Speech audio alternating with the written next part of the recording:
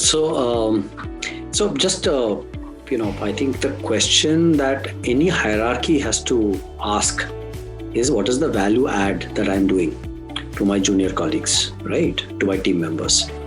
And so I think, like I said, the role of a hierarchy cannot be just a span breaker or an aggregator role, right?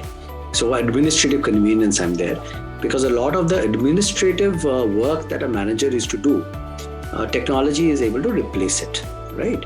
Therefore, the shift that has to happen and is around, if I were to talk about BFSI particularly, because that's a sector I'm familiar with. So obviously we are seeing the movement away from pure revenue directed metrics to looking at metrics on quality, risk, and you would be familiar with, and a lot of people from the insurance industry would be familiar. So for example, people would not be aware of claims data. So right. But we are realizing that, every frontline and every manager has to be aware of claims related data. So to see MIS and trends and patterns beyond just say persistency or say in our context mis-selling data. So I think one part I want to nuance by adding, it's data is there in the organization, but data has to be provided to the right in a manner where it can be acted on for decisions. So it is not possible for a manager with 300 team members to collect data on their own. The data resides centrally, and the MIS teams, the analytics teams have to use all this data and give out MIS reports, which ultimately allow you to identify, say, there are 2-3 issues here. One is not just look at one particular metric, which is the outcome metric, but also look at lead metrics, right? Because outcome metrics are typically lag metrics, right? So at the end of the day, so for example, if I'm saying this is my revenue target, so what is my funnel of customers, for example? So if somebody's funnel is not there, you have to act now rather than end of the month, because there's no point crying over the fact that you did not reach your target because you did not, you on 10th of the month, you could have woken up and acted on it, right? So that's the role a manager can play. For example, are you creating that funnel, or you aren't creating that funnel, or your conversion rate could be. Or for example, so one is to identify, use the lead and the lag metrics for specific interventions. That's the role that the hierarchy can play. The hierarchy has a role to play in directing organization towards quality and risk metrics balancing, and making sure that we are not just chasing top line, but we are also chasing value and quality and risk. That is one part of it, which means the role of the manager is evolving from just being an aggregator or somebody driving revenue target achievement to, I will not call a P&L manager yet, but yes, but focused on both revenue and quality and profitability, right? The other role I would say is, which comes to a specific question on the millennial part of it, right? So again, the point is, there is no escaping from improving performance, because we are all in the business of, the hierarchy has to help in augmenting the performance of the team members, right? And we all know that everybody is not performing to their potential. So there is always expansion of performance that can happen so that people can reach their potential. Now it could be the question could be, it could be a performance issue, which can be corrected through coaching and role modeling. It could be a motivation issue, the classic skill will we do. But I think the role of coaching becomes very fundamental because, and we have to borrow from sports here.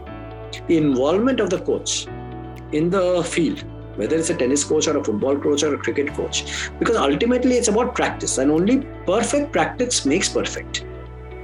And the importance of role modeling, because selling is a skill. Yeah. It is not knowledge. Knowledge is only one part of it.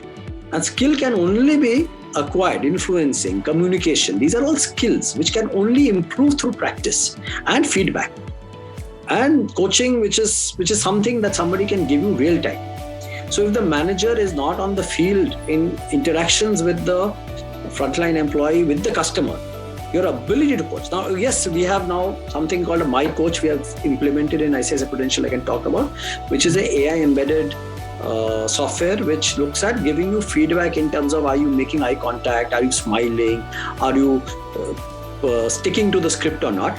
That can take away some of the time. So it's like doing role plays.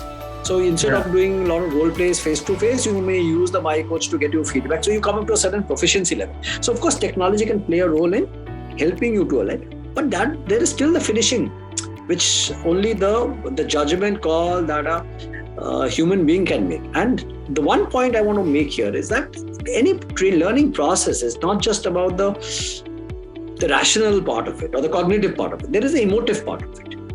And the emotive part of it requires a human intervention. To be if you have not, you worked very hard on this sale, you met the client 10 times, everything happened, last moment the client backs out. How do you hold the person together at that moment? That's an emotive process. So there is the role that the hierarchy has to play in giving their emotional support, which is the nurturance part of it, right? I mean, every time you may have done all the right things, but still it doesn't result because things are out of control. Because ultimately, none of us can control the customer's behavior. So there is the cognitive part or the skilling part, and there is also the emotional. And that's where, in a sense, the counseling part comes in, that am I there to hold you and motivate you? Because ultimately you have to be, there has to be that motivation for you to get up on the next day and go for that call and, go for action. Absolutely. Yeah. Absolutely. So I'll say that doesn't go away. And I think young people nowadays, I'm not trying to generalize, but given that, I think the only point I want to make with this that, and it's a controversial point, so I will say it with my observation has been that this whole business of therefore influencing young people has to be done in a manner where, because the model of coaching that was say adopted 20 years back cannot work today. Right, in the sense that, if you've seen in football coach, the coach shouts at the team member and gets and people accept it because there is no question of intent because the coach wants you to perform, right?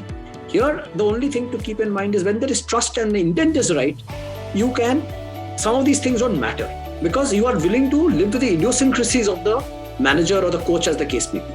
Because everybody has some, and there will be always that moment when somebody may lose their emotional control, right? On what may not behave. But we also need people to also toughen up a bit. They need to be they cannot be so fragile that they collapse at the slightest difficulty. Let me put it in context. So I think resilience is also important, and that is something I think I'm saying that cannot be the role of the manager and the corporate sector in the office. It has to be taught in home, it has to be taught in school, because we need a bunch of people who are tough also to deal with, because life is not, customers are not going to care, right? Ultimately, that is the real world.